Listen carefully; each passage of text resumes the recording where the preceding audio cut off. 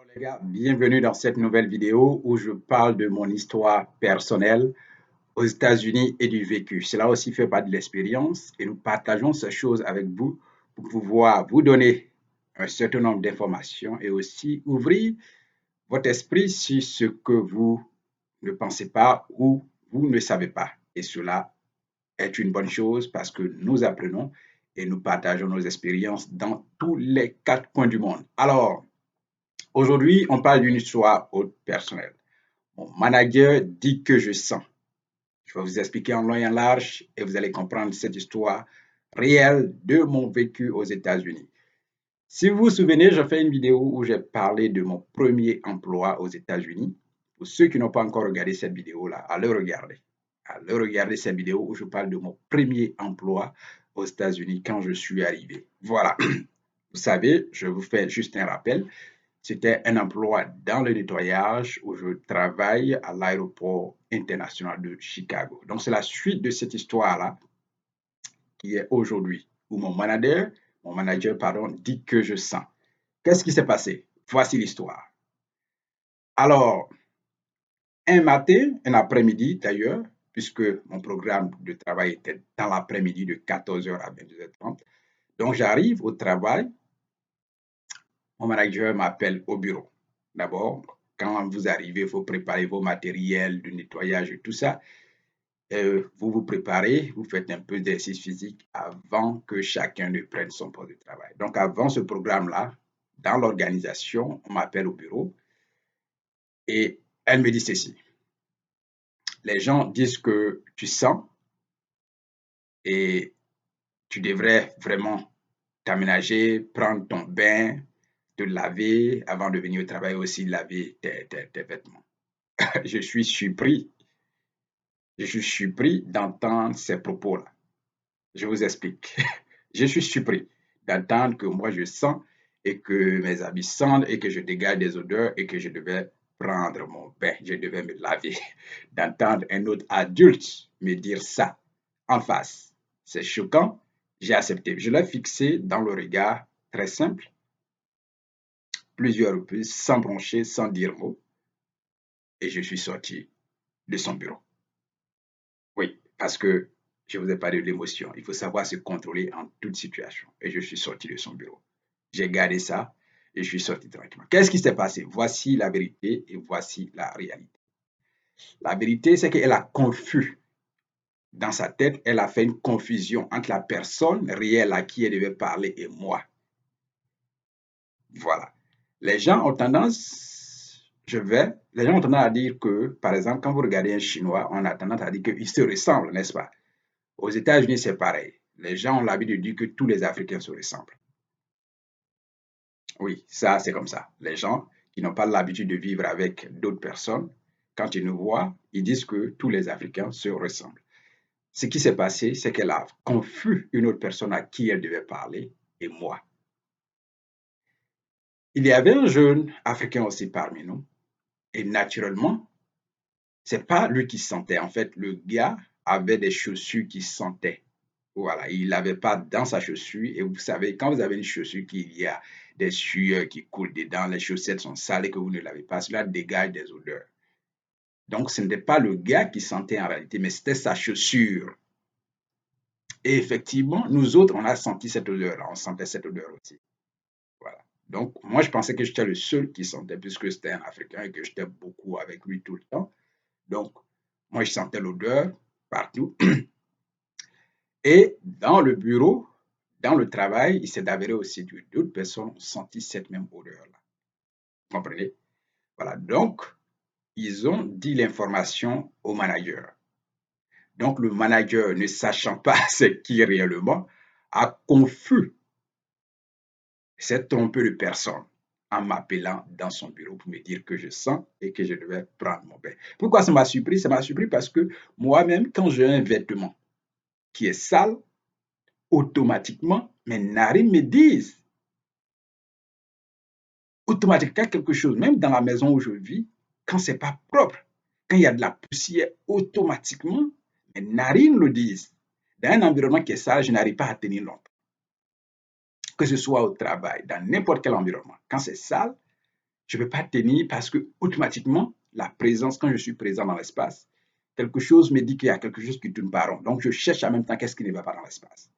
Que ce soit mes habits, que ce soit un sac, que ce soit n'importe quel vêtement, que ce soit la chambre où je vis, que je sois au travail, partout, que ce soit même dans l'avion où je monte souvent, les sièges, tout ça, ou alors s'il y a un coussin et tout ça dans l'avion qui ne cloche pas, automatiquement dans mon espace, mes narines m'interpellent. C'est un don. Mes narines m'interpellent. Donc, de voir cette dame, manager m'a appelé dans son bureau pour me dire que je sens, moi, ça m'a surpris parce que je sais que le problème n'est pas de moi. Oui, ça c'est clair. Je prends soin. L'odeur me rend malade en fait. En tant que personne, toute odeur, la poussière dans l'espace, habits, tout ce qui est sale autour de moi me rend malade. Ça va me donner le rhume, ça va me donner des maux de tête, c'est comme ça. Donc voilà pourquoi ça m'a surpris la réaction quand elle m'a appelé dans son bureau pour dire que je sens. Voilà pourquoi ça m'a surpris énormément. Vous comprenez? Voilà. Donc, je vous dis qu'elle se trompait de personne. C'était un autre jeune, africain. Voilà. Lui, c'est pas lui qui sentait, comme je l'ai dit, ce sont ses chaussures et ses chaussettes. Il y a des gens qui n'arrivent pas vraiment à prendre soin de tout ce qui porte ça. Donc le problème était là. Moi aussi, j'avais constaté, je sentais cela. Voilà, même puisque c'est mon compatriote, pour pas vexer les gens. Il y a des gens qui sont réceptifs, il y a des gens qui sont pas réceptifs. Donc il faut quand même étudier la personne avant de lui parler de certaines choses. Voilà. Donc c'était comme ça. Donc c'était lui le problème. Et comme beaucoup de m'en parlaient dans l'entourage, dans le bureau, ils ont dit au manager, et le manager a fait l'erreur de confondre la personne. Mais j'ai appris, je n'ai rien dit quand elle m'a dit. Donc c'était lui. Et à un moment donné, des jours après, il se peut qu'ils ont trouvé la réelle personne, la vraie personne. Donc lui-même, le jeune en question, quelqu'un lui a dit dans l'entourage aussi, effectivement. Donc il s'en est rendu compte qu'il y a un problème. Moi, je pensais qu'il se rendait compte. Moi, je ne lui ai pas fait cas du problème parce que je me dis qu'il se rendait compte. Puisque moi, personnellement, quand quelque chose ne va pas dans mon corps, dans mes habits, quand c'est pas propre, je le sens automatiquement. Donc, je me suis dit que lui, tout le temps où on était avec lui, il se rendait compte, mais il ne s'en rendait pas compte. Et là, ça m'a pas surpris parce que c'était une odeur vraiment assez forte. Voilà, c'était une odeur assez forte. Vous savez, quand vos chaussettes sont sales ou votre chaussure est remplie de sueur, vous savez ce que ça dégage. C'est des odeurs énormes. C'est des odeurs énormes. Et moi, dans un environnement pareil, ça me rend malade. Même le micro dans lequel je suis en train de parler, si mon micro est sale, je vous assure que je prends des précautions pour nettoyer. Tout à l'heure, récemment, j'étais en voyage et avant de partir, je n'ai pas couvert le micro dans lequel je suis en train de parler. Et quand je suis revenu, dès que j'ai commencé à faire une vidéo, j'ai senti l'odeur dans mes narines et ça a commencé à me rendre malade, que mon micro était sale. Quand je partais, j'ai oublié de fermer, protéger, alors que dans la maison, il y a toujours de poussière, même quand la maison est propre. Vous voyez? Donc, quand je suis venu, alors quand j'ai senti l'odeur de ce micro même, j'ai nettoyé avant de pouvoir parler encore. Sinon, quand je parle comme ça, quand c'est sale, ça me rend malade. Ça me rend malade dans les narines. Je ne peux pas tenir longtemps à vous parler ou à faire une vidéo longtemps. Voilà, donc c'est comme ça quand mon micro est sale. Donc c'est pour donner déjà un exemple. Donc il s'en est rendu compte, lui, quand on lui a appelé pour l'interpeller après de la situation, il s'en est rendu compte. Effectivement, moi je pensais qu'il s'en rendait compte puisque l'odeur était vraiment forte. Et il est venu vers moi, il m'a dit, bon, Amani, mais tu sais que je sens ou alors il y a des habits ou des vêtements qui sentent, pourquoi tu m'en as pas parlé? Il dit non. Moi, je me dis que tu te rends compte. Je me dis que tu te rends compte. Tu sais ce qui se passe. Parce que toi, tu ne peux pas porter une tenue avec une telle odeur ou alors et ne pas t'en rendre compte. Moi, je me rends compte automatiquement que quelque chose ne va pas dans mon environnement. Et toi, tu as une chaussure. Tu rentres à la maison ce soir. Tu enlèves ta chaussure dans ta chambre. Tu enlèves tes chaussettes. Quand même, soyons sérieux, les gars. Quelqu'un qui prend soin, une personne qui prend soin d'elle, elle saura effectivement. Une chaussure que tu enlèves chaque jour, que tu prends pour aller au travail. Si quelque chose ne va pas, que cette chaussure est sale à l'intérieur, que la chaussette sent, tu vas t'en rendre compte. Si tu es quelqu'un qui prend soin de toi, je ne vais pas dire ça, mais je veux dire c'est normal, ça c'est comme ça la société est. Quelqu'un qui prend soin d'elle, une personne qui prend soin d'elle, quand quelque chose ne va pas dans son environnement, elle doit le savoir automatiquement. Donc je me dis qu'il est au courant, mais il fait exprès. Voilà. Donc, je lui ai dit, effectivement, moi, je me suis dit que tu t'en rendais compte. Je me dis que tu t'en rendais compte. C'est clair. Donc, c'est pas à moi de venir te dire, ah, ok, ok, quoi. Je peux te le dire, mais d'abord, il faut regarder l'attitude de la personne. Est-ce que la personne est réceptive? Tu vas vouloir dire, la personne va penser que c'est une frustration, et puis désormais, elle va s'éloigner de toi. Non, il faut d'abord étudier la personne avant de lui dire quoi que ce soit, pour ne pas que ça entraîne de remords, de regards après, et puis voilà, une certaine, je dis, distanciation et tout ça. Donc, c'est pour éviter cela que je t'ai pas vu très tôt, mais j'allais te le dire, mais je tendais de voir vraiment ton comportement, ton attitude. Est-ce que tu es réceptif quand on te parle de critique et tout ça? Donc, c'est ce que j'essayais quand même d'observer jusqu'à ce qu'un moment quand même, où je n'arrive pas, j'arrive quand même à te le dire. Mais si je ne t'ai pas dit très tôt, si tu penses que je devais te le dire très tôt, toutes mes excuses, mais je me dis que normal, tu t'en rends compte puisque c'est ta chaussure, ce sont tes chaussettes, tu portes chaque jour pour envoyer au travail, arriver à la maison, tu enlèves. Moi, je me dis que tu t'en rendais vraiment compte et il fallait vraiment y penser. Effectivement, c'est ce que je lui ai dit. Donc, c'est clair. Donc, c'est pour vous dire quoi? Pour vous dire que en tant qu'homme, il y a quand même des mesures, voilà. D'autres diraient que non, c'est du racisme. Non, c'est pas du racisme. Effectivement, le manager se trompait de personne. Voilà. Et ma réaction aussi a été simple. Je n'ai pas répondu, je n'ai pas été agressif dans son bureau, je n'ai pas été irrespectueux. J'ai écouté, ça m'a surpris du fond. Je suis sorti de son bureau. Mais après cela, quel a été le rapport entre elle et moi? Effectivement, j'ai imposé le respect. Parce que j'ai vu cette action de ce manager-là, un manque de respect, un très grand manque de respect, et je lui ai payé ça. Voilà, je lui ai payé ça très tôt. Aujourd'hui encore, quand elle me voit, on ne travaille plus. Il y a longtemps que j'ai quitté l'entreprise, puisque j'ai passé 6 mois dans cette même entreprise. Mais quand elle me voit, il y a du respect. Et elle s'éloigne de moi, puisque j'ai imposé le respect et je lui ai payé sa cash. Vous voulez savoir comment je lui ai payé ça? Je paye toujours. Je paye toujours mes dettes. Et elle a pris pour son compte. C'est mon patron, mais je lui ai donné le retour. C'est clair, de sa réaction dans son bureau, en me disant que moi je sens et que je devais me laver, se tromper de personne et venir me dire ça en face, je te paye cash. Je lui ai payé ça. Vous voulez savoir comment je lui ai payé ça? Je t'explique. Un autre jour, je viens au travail et là, on est prêt, on a arrangé tous nos trucs, on devait aller travailler. Donc, tout le monde est prêt. Vous savez, quand on travaille aux États-Unis, la majorité du temps, on n'utilise pas son téléphone.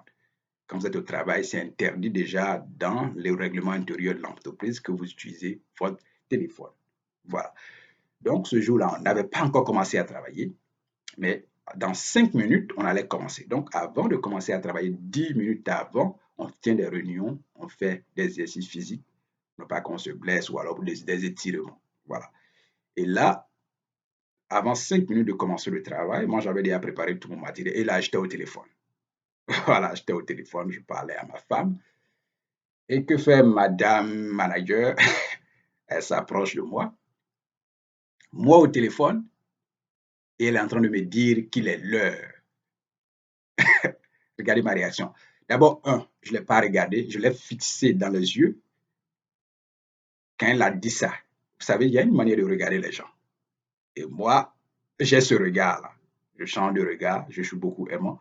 Mais quand je lui ai regardé une fois, quand elle a dit ça, et que je lui ai regardé une fois, elle a quitté. Elle n'a plus osé répéter le mot. Elle a quitté. Parce qu'elle savait ce qui allait venir après. Elle a quitté, elle s'est rangée de son côté. Elle est partie tranquillement dans son coin. Elle s'est rangée. Et moi, j'ai continué mon appel téléphonique tranquille jusqu'à ce que mon temps arrive tranquille parce que j'attendais l'autre réaction, ce qu'elle n'a pas pu donner. Et là, elle savait ce qui allait venir. Elle a fui. Elle est partie. Et depuis ce jour, je lui ai imposé le respect. Entre elle et moi, il y a une distance. Les jours, le reste des jours que j'ai passé encore dans son entreprise, dans leur entreprise, il y avait une distance. Elle a compris qu'il ne fallait plus oser, qu'il ne fallait plus essayer. Elle pouvait faire ça avec d'autres gens, d'autres personnes, mais moi, je me respecte. Et je n'accepterai à aucun moment, quel que soit ton titre, de me manquer du respect. Partout où je pars, dans toutes les entreprises, que ce soit en Côte d'Ivoire où j'ai travaillé, que ce soit ailleurs aux États-Unis, Je n'accepte à aucun moment qu'un supérieur hiérarchique me manque de respect. Ça, je ne tolère pas. Je ne tolère pas du tout. Et tous le savent. Même actuellement chez American Airlines, je ne tolère pas le manque de respect. J'impose le respect partout où je passe. J'impose ça. Je t'impose ça. De la manière que tu parles aux autres, tu ne peux pas me parler comme ça. Tu peux pas me parler. Je te mets au pas tout à l'heure, quel que soit ton titre. Je te dis la vérité en face. Et c'est très clair et c'est simple. Je te dis, mon respect ne se vend pas. Et tu ne peux pas l'acheter. Partout, j'impose le respect, quel que soit ton titre dans l'entreprise. Le respect d'abord. Dans le travail, on fait des erreurs. Et tout le monde fait des erreurs.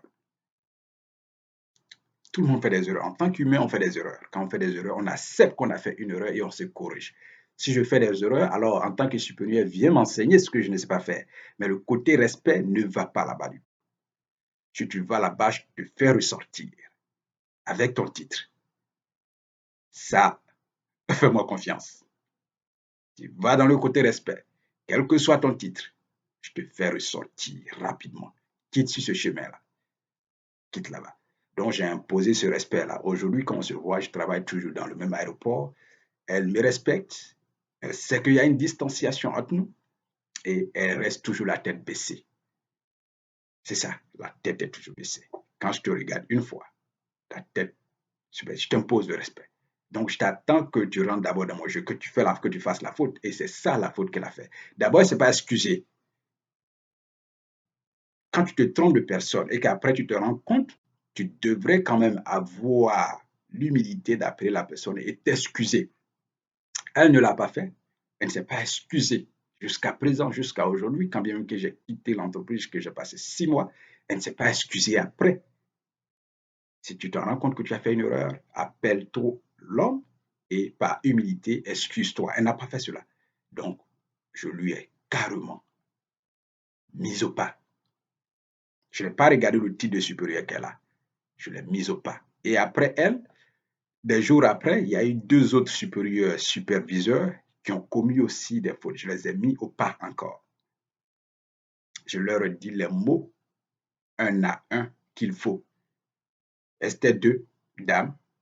Dans le respect, un mot par mot, je leur ai dit ça. Et le lendemain, parce qu'elles font ça d'habitude, les gens ont l'habitude de les tolérer, ils manquent du respect. Même à des vieux, à des vieilles personnes, ils manquent du respect. Mais moi, ça ne marche pas sur mon côté.